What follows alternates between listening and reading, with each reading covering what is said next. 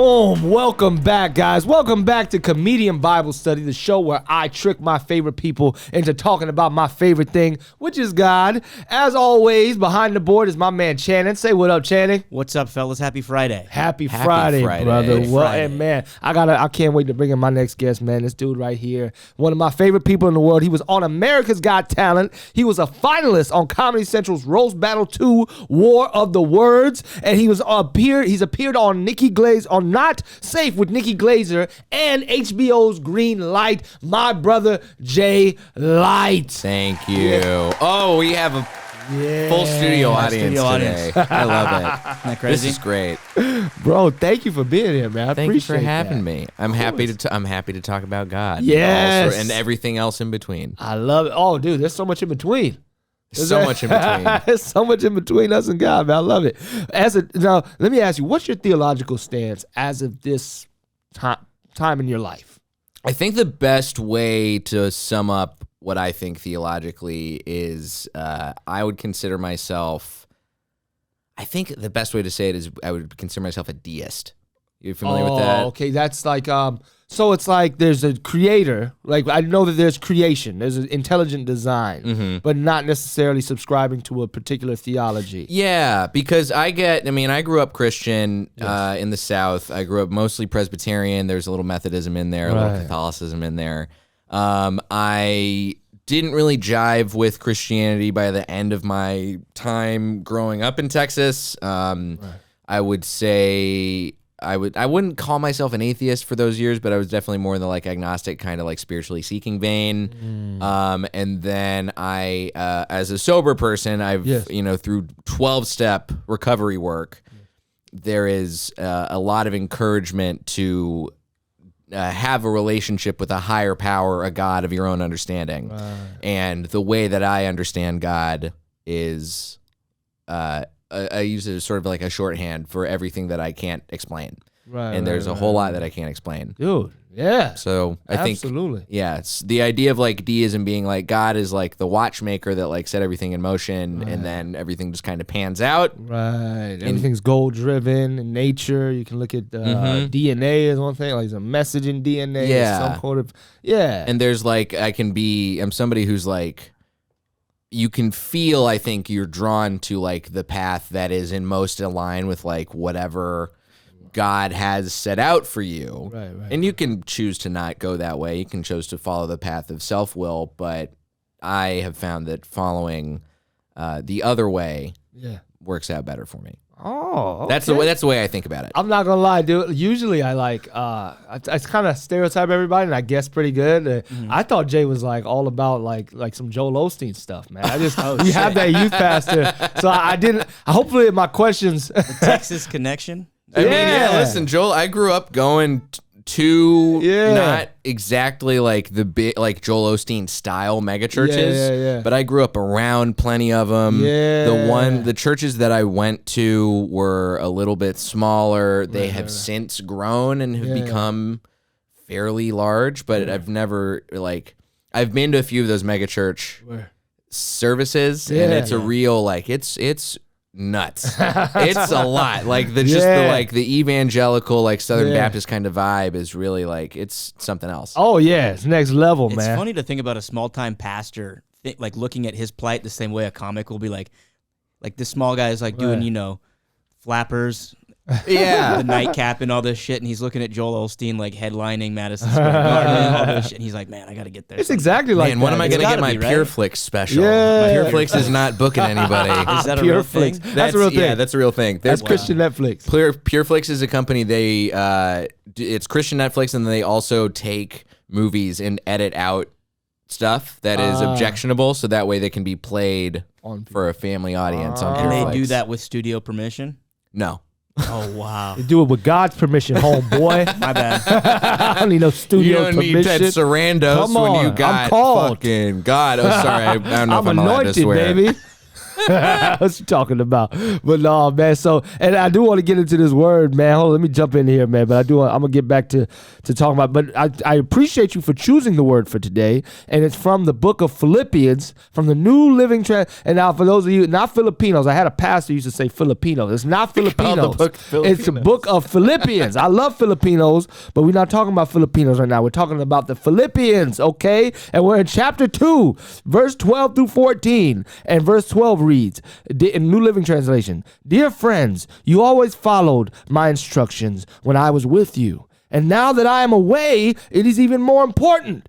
Work hard to show the results of your salvation, obeying God with deep reverence and fear." 13. "For God is working in you, giving you the desire and the power to do what pleases Him." 14. "Do everything without complaining and arguing." Background: this is a letter from Paul to the church at Philippi. Philippi was a city of Greece named after King Philip, father of Alexander the Great. Paul is in a Roman prison at this point, and he is writing this letter, and this chapter, and in this chapter, he encourages displaying the humility of Christ, esteeming others above oneself. Jay, why did you pick this passage? So I chose this passage. Oh yeah, divine intervention. I was really looking. I grew up reading the Bible, and I was thinking my favorite book of the Bible when I was growing up is not reflective of how I look at the world now necessarily, right? Like I loved reading the book of Revelations as a kid. Oh man, because it's just exciting. There's just so scary. So much going on. I thought church was boring, and the book of Revelations was so exciting. And I was like, I got something out of this. This is great. This is like a zombie apocalypse novel. Yeah. Mark of the Beast, all this stuff happening. Yeah. So then I was looking. I was like, all right, if we're talking about sort of where I'm at now, right, spiritually, theologically, what reflects the way I have a relationship with God now? Right.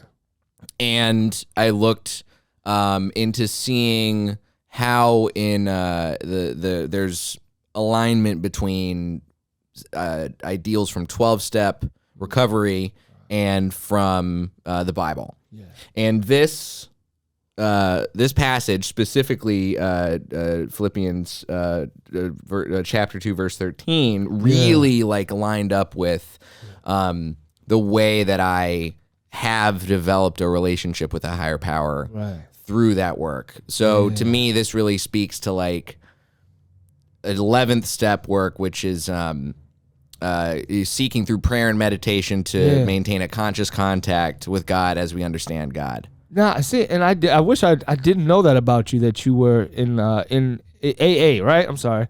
AA? I've got a couple different programs, but it's all 12-step. It all comes from AA. Yeah. The 12 steps of AA sort of form the basis for other 12-step recovery programs. If I'm digging too much, let me know. No, not at all. Many questions. Yeah. That was the program I started out in, and you're a very young guy. When did you know that I need this intervention in my? Is drinking? I'm assuming. Right? Yeah, that was my drug of choice. Was alcohol.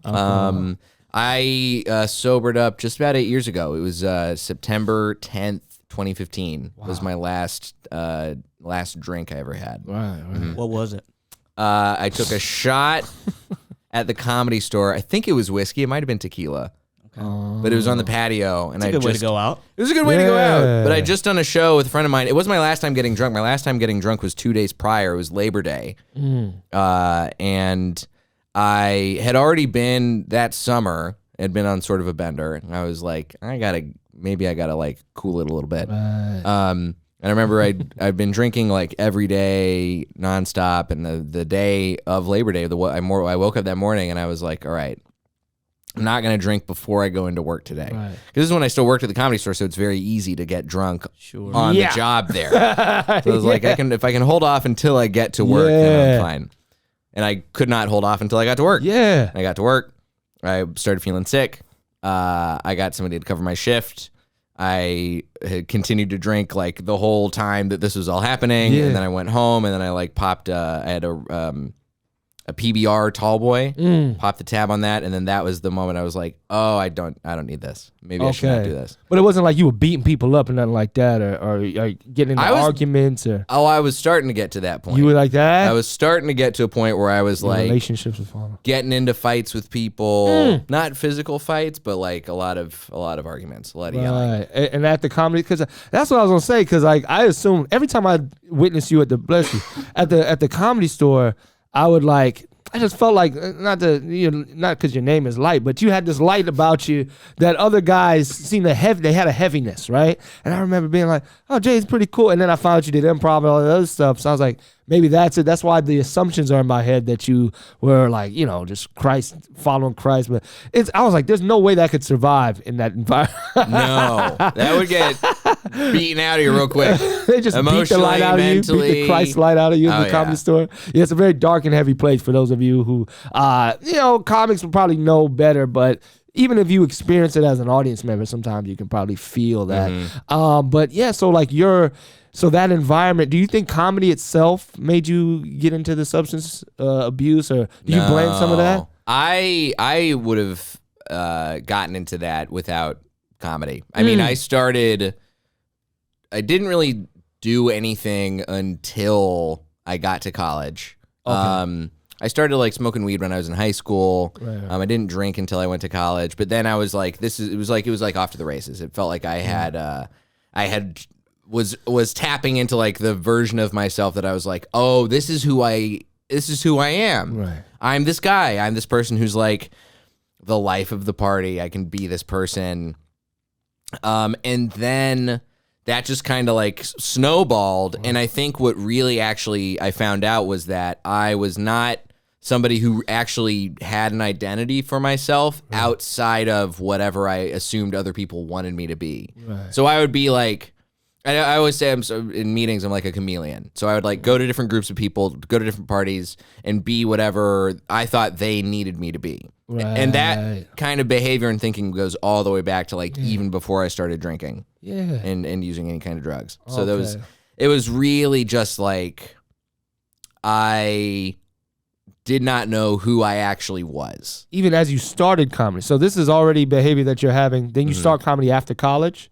I started while I was in college. While you're in college. I was trying to figure out, like at that point I was coming at it from the point of a writer and not a performer. Right. Excuse me. And I think that as drinking became more and part of my life, it made it easier to do comedy because then I was like less inhibited. I was like, oh, I can just be loose and cool. Right. And then when I stopped drinking, I was like, oh, I have all these walls that I've built up between me and an audience that I have to like figure out how to break down again. Damn.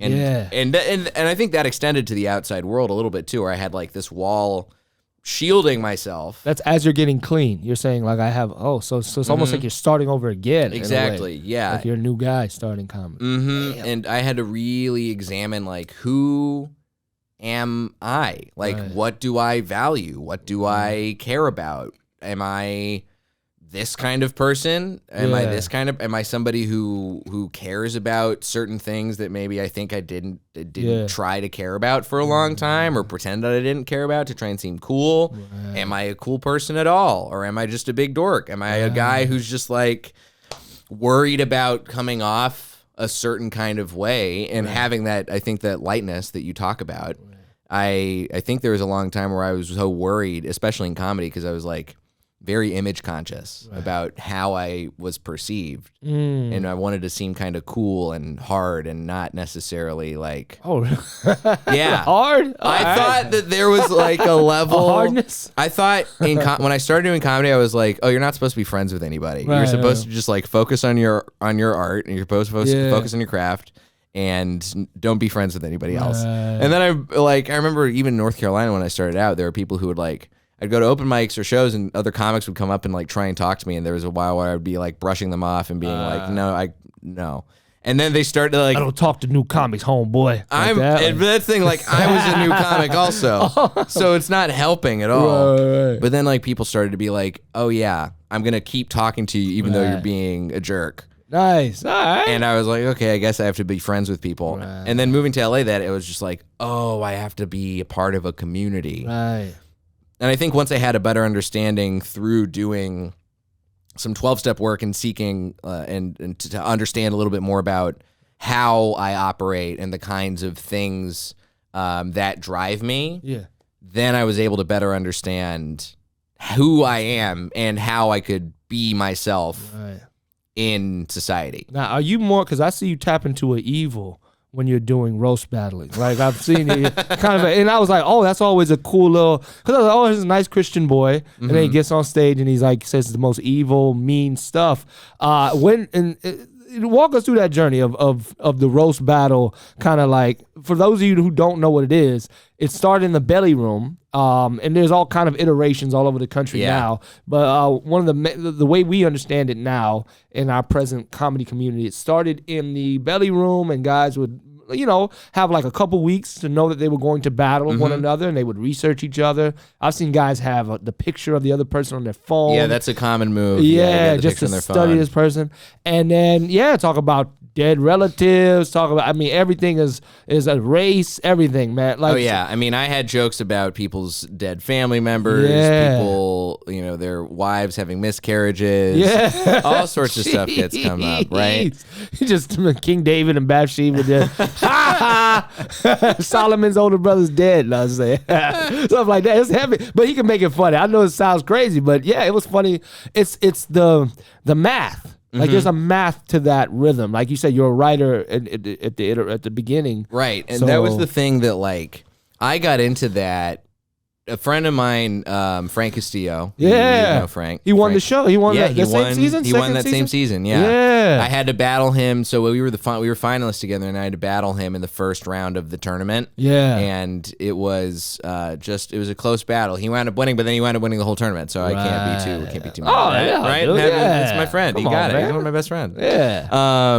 You want to say that, Dan? No, hate that guy. But I had, like, no idea that I could do jokes like that, right? When I started doing it, I was working at this club Flappers at the time before I worked at the door of the comedy that's store. right. You used to wear the suit and all that. I remember that. Suspenders or a fedora. You had to pick one. Oh, man. I remember that, Jay Light. But I remember Frank would come around and he was like, hey, there's this open mic that happens on Tuesdays now, and there's this, like, roast thing that happens in the middle of it. You should come check it out. Right. And I was like, okay. And I went and started hanging out, and I was hanging out there for like 6 months, and then I started doing the battles, and I was the first battle I did, I was good at it.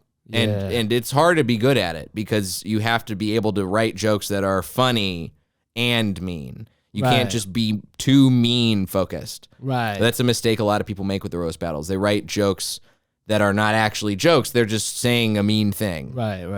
And you have to figure out how to be as funny as you are mean. And I could do that, and I didn't know that I had that in me. Yeah. And so once I started doing that, I really, like, it was a great exercise. It was great math to figure out, like, this is the formula to do a good roast joke that is funny and mean and is not going, like, too far over a line in the context of the show. Yeah. But it was something for me, like, creatively, I was like, oh, I guess I can do this. Yeah. I didn't think about myself as, like, a mean person before. And I actually had, like, there was one time I was sort of dating this girl. We were doing, like, we weren't very far in. We, like, met at a wedding. Oh, no. We were doing this sort of, like, long distance, like, flirting situation thing. And then she saw me do a roast battle.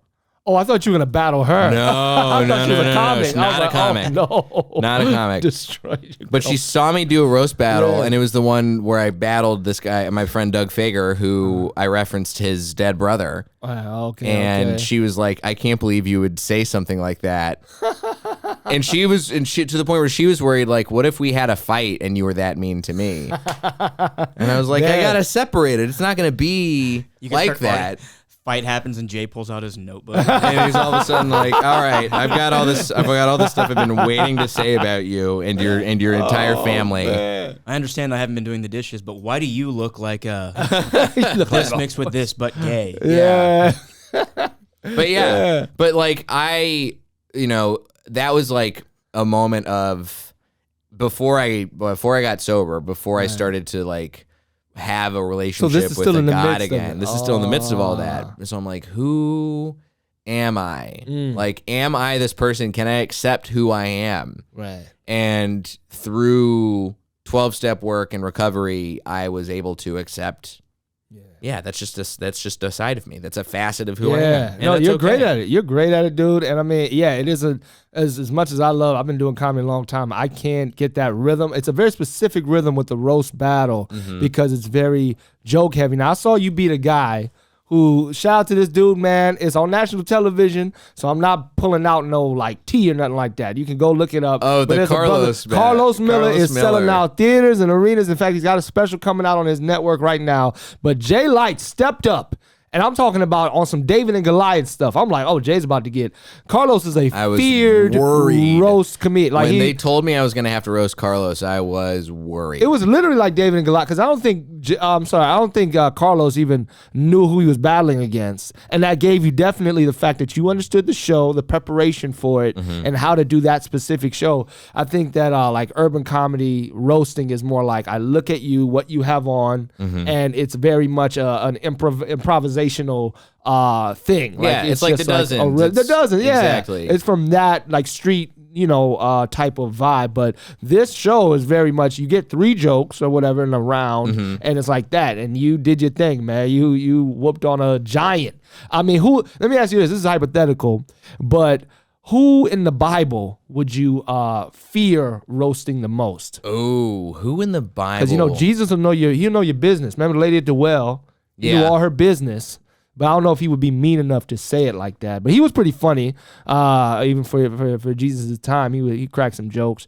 But then Lucifer is probably pretty mean, but he's a liar. But he'll get. I mean, but that's the thing. I feel like Lucifer is like charismatic. Like any demon you're going to go up against, they're going to be charismatic, and they're going to find a way to win the crowd over. Right. Yeah, that's the exercises to get the crowd on your side and to create rhythm. Exactly. Yeah, definitely. Yeah. Oh, you know who got a good one in the Bible? Who? King David.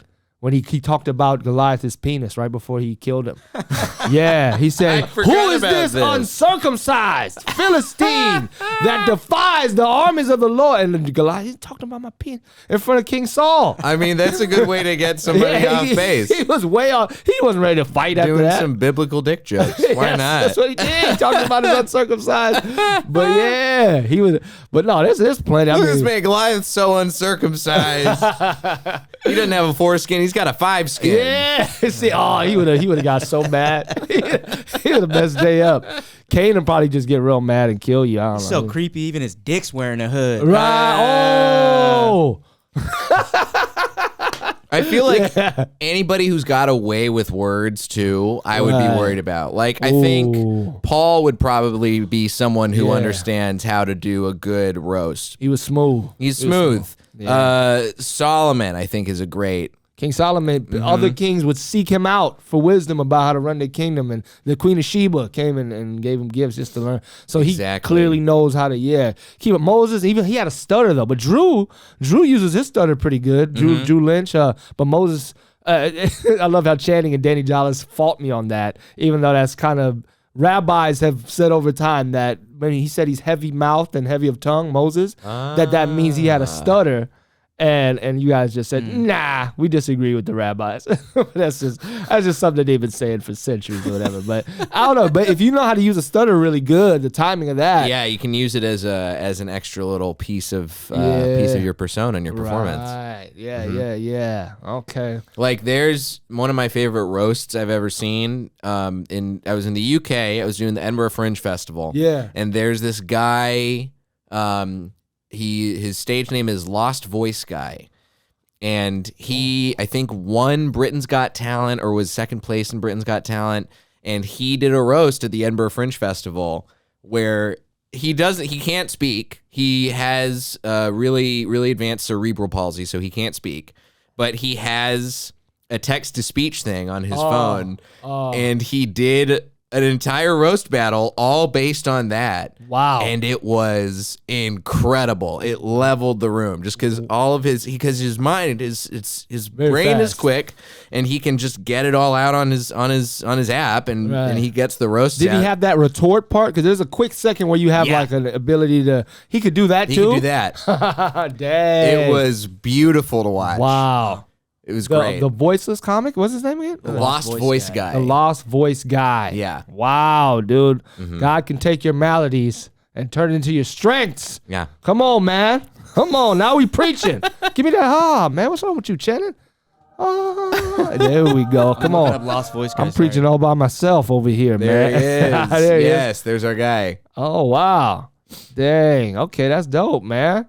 Lee Ridley. Good for him, man. Using something that the devil made for harm to your advantage, man. So let me ask you this. You're part of two warring comedic theologies, right? Improv and comedy. Stand-up comedy. I'm sorry. Yeah. And the Bible says, man cannot serve two masters, for he will hate the one and love the other. You know what Jesus said about mammon and God. You can't serve two masters. If forced, which would you choose, forsaking the other? You have to emotionally, forsaking is when you emotionally leave something. You like God forsook Jesus when he put sin on him. But anyway, If I'm going to forsake one, I mean, I got to stand up is the heart and soul for me. That's so the one I'm. Improv. But you teach improv, don't you? Aren't you a teacher at the No, but I'm on a house team, and that's the only place I've ever actually liked doing improv. Right. Pack Theater, shout out. It's a great theater. It's a great place. Yeah. But for me, stand up is the thing. It's the engine that drives all of the rest of my creative output. Right? Like, I am very fortunate. I've worked in television as a performer and as a writer. I have been doing improv for a number of years. I started dabbling in clown stuff earlier at the very end of last year. That's weird stuff, man. But it's very weird, but it's it's all stuff Chad that Damiani and those guys. Yeah. I'm doing idiot workshop stuff right now, which is great, but it's nice. It all feeds to me like the grand scheme of like, oh, this is who I am as a comedian and entertainer. But like at the end of the day, stand-up is the thing. Yeah. That's the thing I started doing. That's the thing I care the most about doing. And that's the thing that if I had to leave behind anything else and cast them out, those are the things I'm casting out. Shannon's kind of in that. Well, you've forsaken sketch and improv at this point in your career, huh? You just all stand-up and podcasting? I think sketch and improv actually had forsaken me. I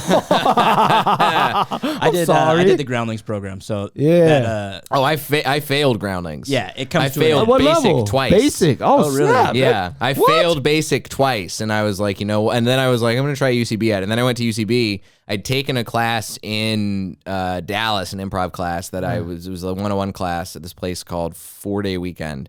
And then I went to UCB 101, and I was like, this is the exact same stuff. I feel like I'm not actually learning anything new. Right. So I was like, all right, well, improv's not for me, I guess. Yeah. And then I wound up being at the Pack, and I was like, oh, this is different. I like this. That vibe. What's different about it? The Pack, I felt like the approach was not about teaching you, hey, this is what improv is. This is how you do a Herald. This is what yes-anding is. It's more about, let's look at you as a performer and a person, and how can you use your talents to work within the context of an improv show or an improv scene. So they focus very heavily on like the individual and what you are good at and what you can bring to the table comedically. In your bag. As opposed to trying to be like, we're going to shoehorn you into our mold. Right. They're going to say, listen, you're good enough on your own. So let's just figure out where you fit and what makes you even better at what you already have naturally a talent or a gift in. So as opposed to like the Groundlings, who are a theater company looking for their own specific brand, they want character and emotion. Exactly. The Pack is trying to churn out performers. Right. Yeah, I mean, and it's not like you can only be this. It's back. We'll create you'll help you create a team, and you can showcase yourselves as opposed to you have to be one of us or you're nothing. Right. Not to diss. Shout out to there's great performers that come out of it. But that's just. I mean, hey, listen. Every theater, every comedy club, they have a different kind of thing, right? Like I think the Comedy Store is another great example of that, right? Like anybody who goes to the Comedy Store, you brought it up, great. It's a place that has sort of a heaviness to it. Right. The building is a gigantic black building. Right.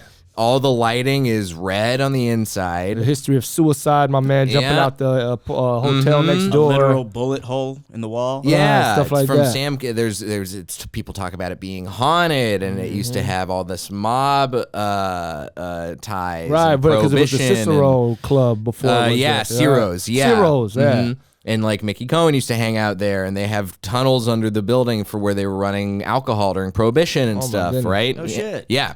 So they have this, it's got this really dark, sordid history. Right. And then I think stand-up is kind of a dark, sordid art form, too. So it just has this whole, like, it's got sort of a dark power to it. For sure. And people get drawn to it. I was certainly drawn to it. I was like, oh, this place. You could feel it when you walked in there. Mm-hmm. Wow. But it's cool. I was like, oh, this is cool. I would like to be a part of this. But that's not the same way at every other comedy club. Right. And I think because of that, like Comedy Store comics, and in particular people who like go through working as a door guy there, you develop this sensibility that's a little different than, say, if you're working at like the Improv or you're working at the Laugh Factory or any, improv theater. Just because like you have this sort of like ethereal, supernatural weight kind of inadvertently on you. But I think like you were saying earlier, the completion of the comedian is from feeling comfortable in these different areas, these different audiences. That's kind of the goal of this show, this idea. That's why I love people of different, as long as you're a comedian, right? That's the only thing as far as getting on this show. But the critical thinking of comedians, opening up the Bible, right, and realizing the connections rather than focusing on the divisive nature of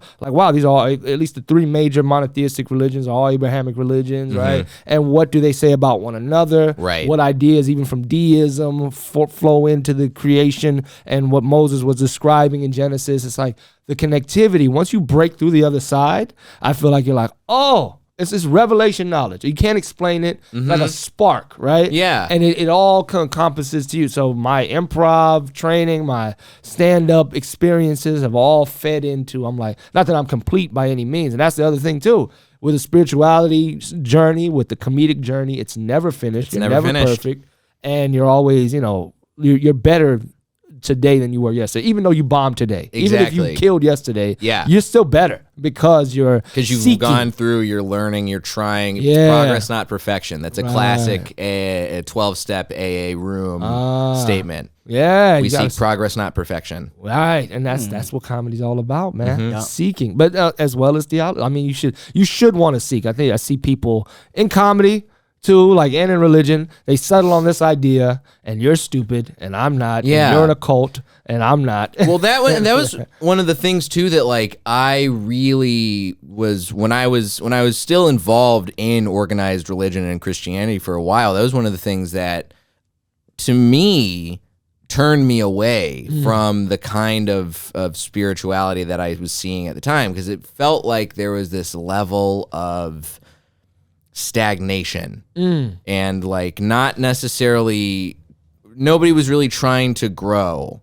Everybody was just kind of resting on their laurels, or like nobody was really answering tough questions in a way that felt like they were trying to really address anything on a deeper level. Everything just felt very surface. We're not gonna dive down deep. Right.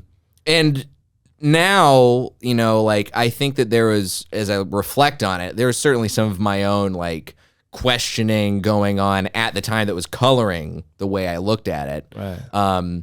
But I still feel like that's a thing that like a lot of like what you would consider just sort of like a modern, like if you had to picture a Christian person, I I have a feeling most people are not going to picture somebody who's kind of like open and seeking and trying to grow. Right. You're going to picture somebody who's like sort of set in their ways, who sort of has this like slate of values that are based in like Old Testament thinking, not even New Testament thinking, right? And be thinking about the world in these sort of like black and white terms. Legalism.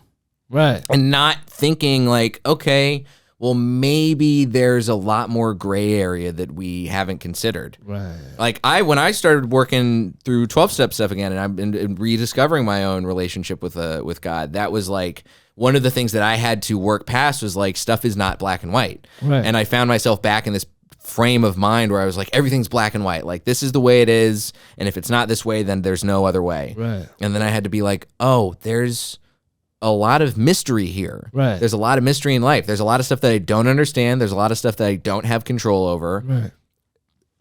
And I have to be not only in acceptance of that, but I also have to try and not do something to like wrest control in a situation that I don't have any business trying to have control over. That's what the ego and the mind wants. Yeah. It makes things more simple, and it's a lot more simple if I can make people a stereotype. Then I don't have to learn people. I don't have to actually, if I can make those, just turn things into, the mind wants structure, wants order, and the Bible and even God in His Word likes paradox because it breaks the mind, right? Certain things, even in other religions and other practices, speaking in tongues breaks the mind. You can't do that from their mental, and it's a good thing to relax your mind sometimes, to stop thinking, to realize that thoughts are not you, right? Yeah. Thoughts are just thoughts, and you can control them. You can allow them to pass by you. Not every thought that you have is you. There could be a thought of jealousy that you don't have to ride on, right? Yeah. There could be a thought of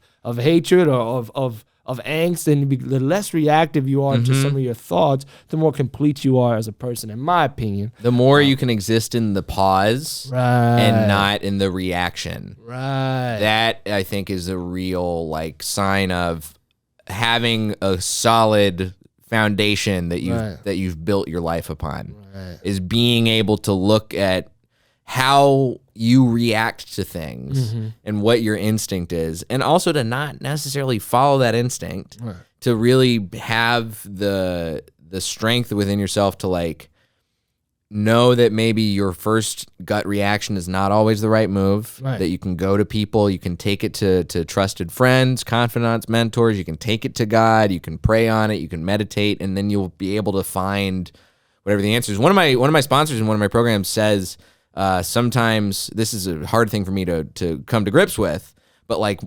sometimes the answer, if you ask God for what an answer is, sometimes the answer is just going to be there's no answer. Right. And you just have to live with that. Right. And that really messes with my head because I want there to be an answer. Right. Because it's like you're saying, I want order. I want something concrete. Yeah.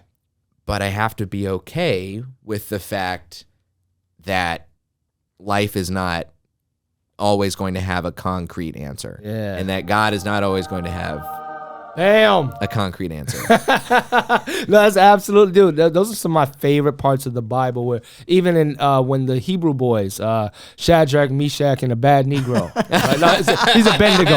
A Bendigo. Black people say a bad Negro. Or Rack, Shack, and Benny for anyone who watches VeggieTales. Right. But when they stepped up to Nebuchadnezzar, they said, "We know that our God can deliver us from you, but even if He doesn't, He will deliver us from you." Right. So even if there's no losing here, right, we step up to you in righteousness, knowing that we're not gonna bow to your idols. We have our own beliefs that we've come here with. They've helped us be successful up to this point. They're trying to set a trap for them, obviously. Yeah. You know the story of those who don't, look in the book of Daniel, and you'll find at the time when the Babylonians were occupying Israel. Then this is the story of the three Hebrew boys, Shadrach, Meshach, and Abednego. But anyway, they said it's enough for us to know that He can. Right? Just the idea that there's a God that can do whatever they want, right? Can do whatever God wants to do, the will be done. And you submit to it or you don't, right? Yeah. And you'll find a lot more peace in the submission and a lot more strength, because you'll be like,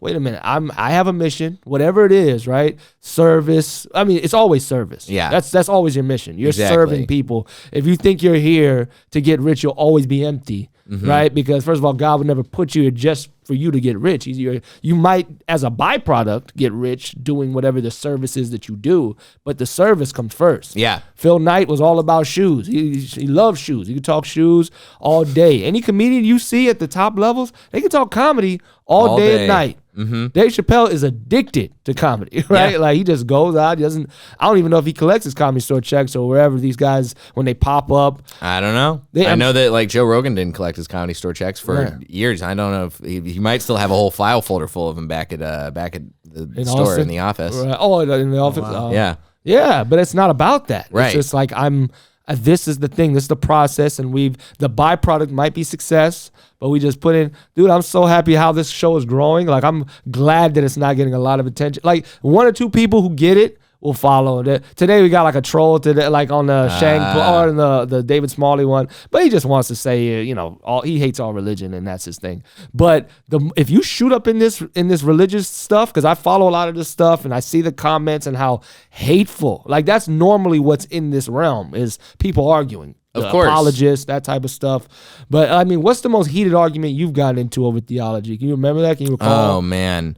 I mean, I have not gotten into a lot of heated arguments outside of like family. That's the thing that like it really comes down to family for me. And I have all of my family outside of maybe my sister, and frankly I'm not totally sure where my sister stands theologically or religiously.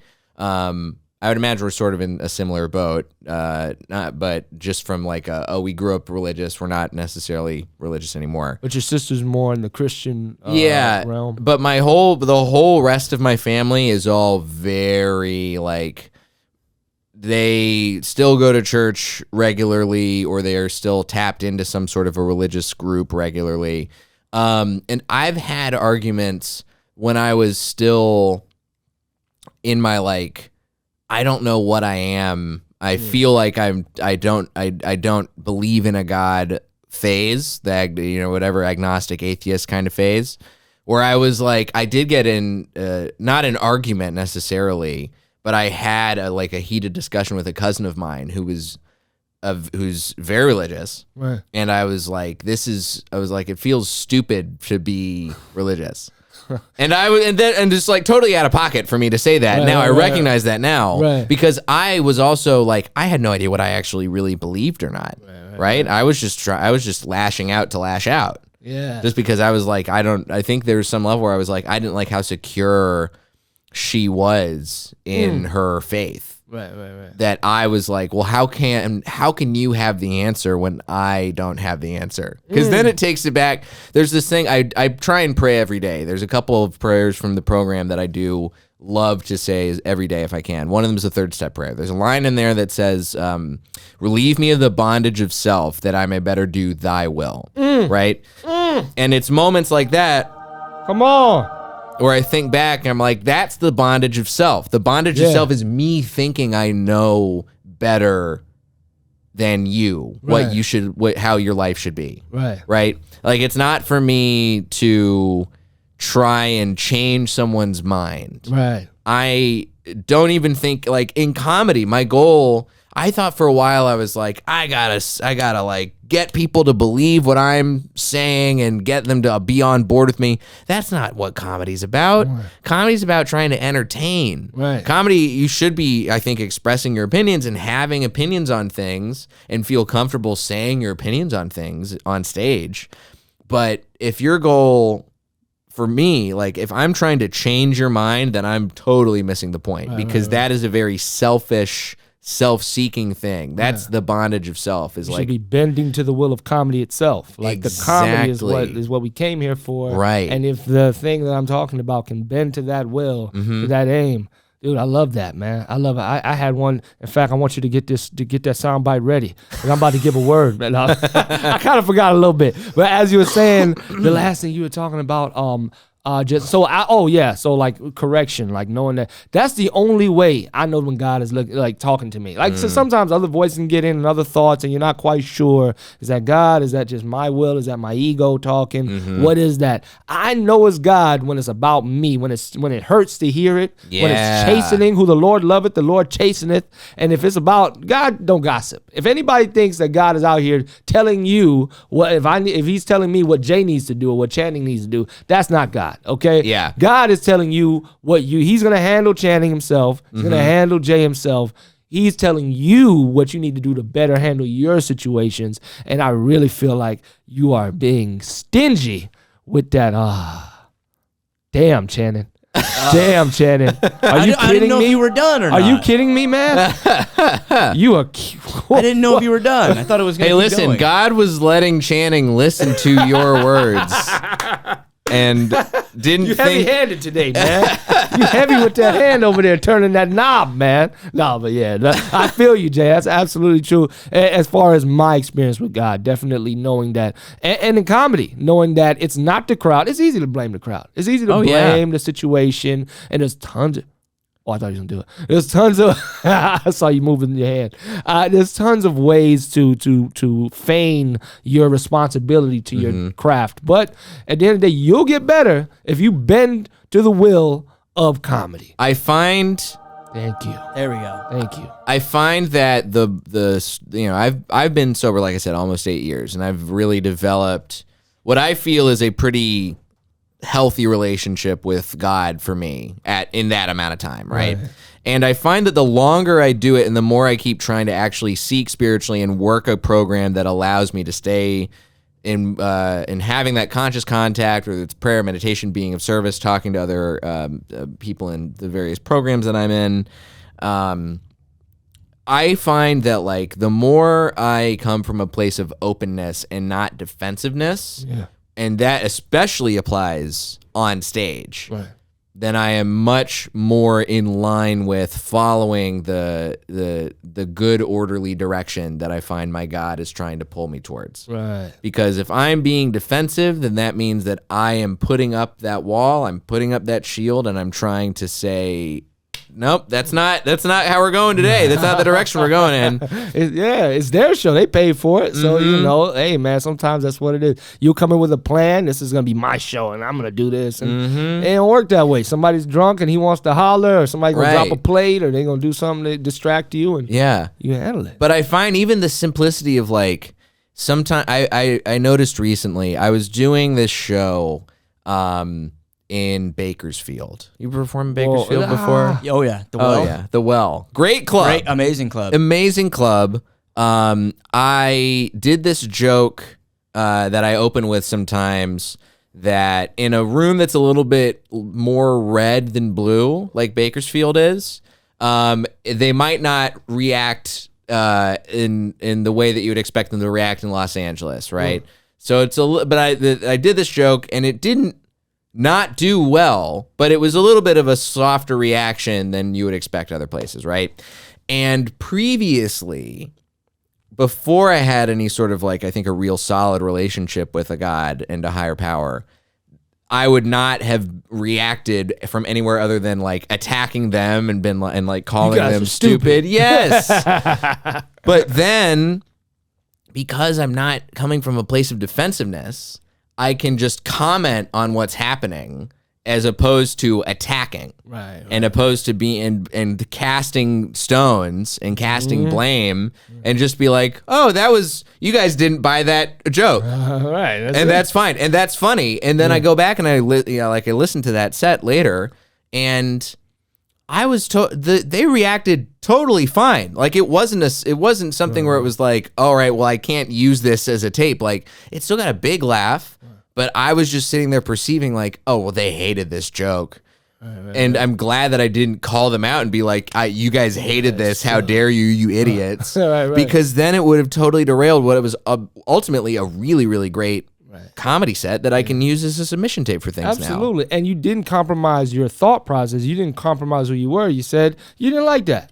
And that's okay to he didn't say, I'm stupid for thinking that, or that's not what I believe. I don't know what the joke was specifically, but it sounds like it made them think a little more than and sometimes that barrier creates, like, it loses a little rhythm maybe than what you had on the other jokes. Like, even like we always talk about doing shows in churches, and there's a hard rhythm to create because they're constantly in corporate gigs and any gig where they know everybody, family gigs, where there's thought process heavily before they are able to receive the punchline fully. Yeah. Right? As opposed to at a club where they just and they listen, laugh, listen. They go, listen, is that cool? Laugh. No. Yeah. So that creates a barrier. But dude, I want to get to this before we get it, because I gotta defend my Bible belt. I kept it from Danny Jollis, or I took it back from Danny Jollis last week. So I can't wait to defend it against Jay Light here. Let's see. But I did want to ask you before we get into that, man, real quick. We all know Paul's writing these letters to Philippi from prison. Have you been to prison, man? No. Oh, what's the most trouble you've been in? The most trouble I've been in, I mean, this was I've been in trouble with the law before. I got citation. I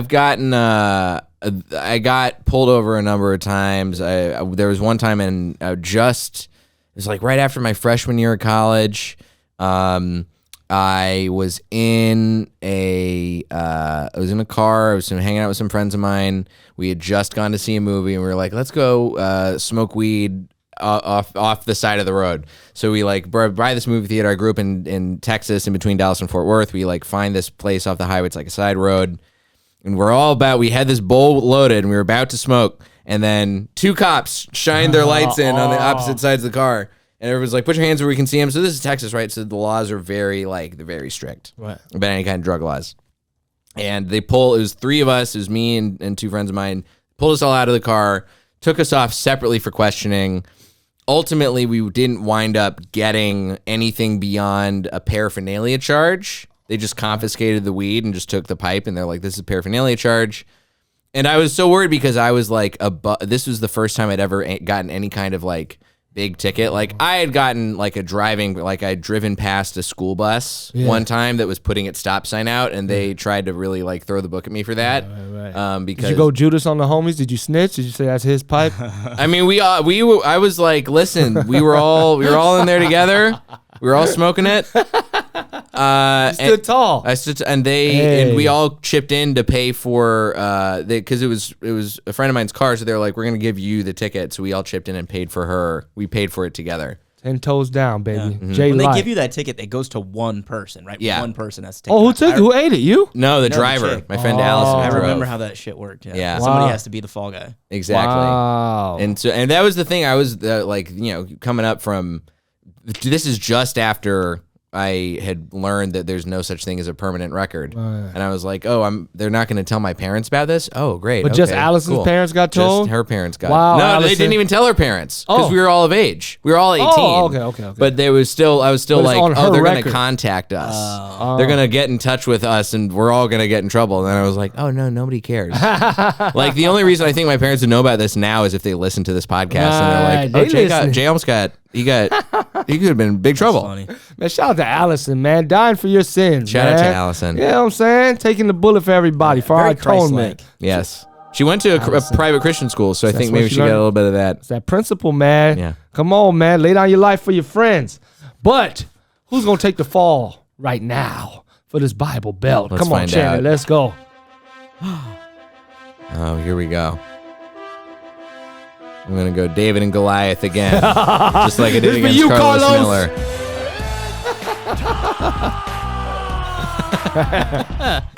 Ladies and gentlemen, boys and girls, believers and non-believers alike, your host, Sean Grant, is coming off of a victory against Danny Jollis after facing three back-to-back losses. Currently holding the belt today, he's taking on the challenger, the apostle of improv, the Cain of comedy, the Legion of Light, the one, the only challenger, Jay Light. Yeah, the Legion of Light. Jay, that's really good. I am Lucifer. I am the light bringer. Right, yeah. I forgot that's one of his nicknames. Dang.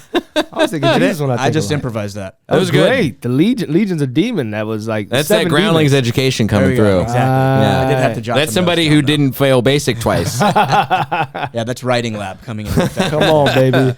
So Jay, you are representing the guests. That Okay. means that you're part of an entire pack of people that you're representing to take the belt back. Okay. In favor of the guests. Are you guys ready? Yes, sir. So ready. Gentlemen, round 1. What did Barnabas sell so he could give money to the apostles? A, gold. B, spices. C, land. Or D, silk. So you'll answer first, Jay, because if we tie, I lose anyway. So I can't really ride your answers to success. But oh man, I'm trying to. I mean, it's been a while since I've read the Bible, so I'm just trying to go through. Definitely the New Testament, obviously. Yeah, we're talking Barnabas, apostles. Jesus is already gone. I'm thinking. My guess. I'm gonna go with B, spices. I'm gonna go silk. I'm gonna go D, silk. Jay is going B, spices. Sean is going D, silk. The correct answer is land. Both Neither wrong. of us. Land. Barnabas. Okay. Barnabas so does got land. I thought that was going to be a layup. Wow. Is this on beginner? This was on novice. Dang. That's really long. But you consider yourself an expert. That's what I'm saying. Really, I'm ashamed. I mean, I feel fine then. I'm a novice for sure. Yeah, I have no clue what most of these questions are even pertaining to. I always say one thing I know about it just to let the audience know I know something. Yeah. The only thing I knew was Akeldama last week. Oh, yeah, dude. That was really hard. Yeah, just because I listened to death metal. Right. Question 2. At what gate of the temple did Peter heal the lame man? A, second. B, eastern. C, golden. Or D, beautiful. I know this one, but Jay probably knows it too. I mean, the one that's coming to mind for me is the eastern gate. B. Oh, it's D, beautiful. Correct answer. At the gate called Beautiful. The gate called Beautiful. I love that name. Called Beautiful. That guy was blind and he asked for money. He'd been there every day. His friends just drop him off at this gate. And he was like, okay, I get money. He's like, I can give you something better. And he gave him his sight. And that dude, wow. Yeah. Here we go. Question 3.